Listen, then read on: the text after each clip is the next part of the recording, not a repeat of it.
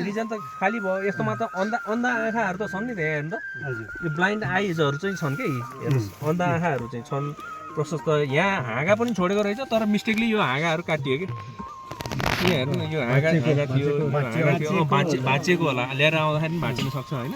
त्यस्तो केसमा चाहिँ तपाईँले अब यस्तोमा चाहिँ यिनीहरूलाई यो बर्डहरूलाई चाहिँ एक्टिभ गराउनु पऱ्यो भने चाहिँ यसलाई चाहिँ नोचिङ गर्नुपर्छ। नोचिङ भनेको के हो भन्दाखेरि जहाँ हाँगा निकाल्ने हो त्यसको जस्ट माथिपट्टि चाहिँ हजुरले यहाँ चाहिँ यसरी सानो कट काटिदिने के, सानो कट काटेर हजुरले यहाँको बोक्रा चाहिँ निकालेर फालिदिनु पऱ्यो। यो चाहिँ हजुरको जहिले पाए तहिले गरेर हुँदैन है। फेरि यो चाहिँ हजुरको फुल फुल्नभन्दा ठ्याक्कै 2 हप्तादेखि 3 हप्ता अगाडि भनेको अहिले फुल फुलिरहेको छ नि त यो होइन। अहिले वैशाखको कति भयो, 12-13 गते भयो।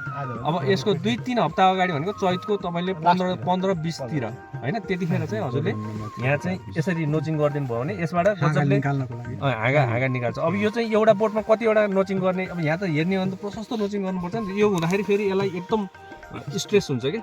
त्यो कारणले गर्दाखेरि हामीले एउटा बोटमा 1 वर्षमा 2-3टा नोचिङ गऱ्यो भने चाहिँ हुन्छ।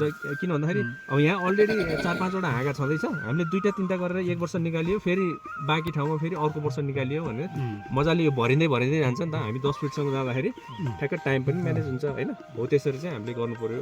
र यसरी आयो भने यहाँ हेर्नु न, यो डबल भयो नि त यो गर्लिङ पनि।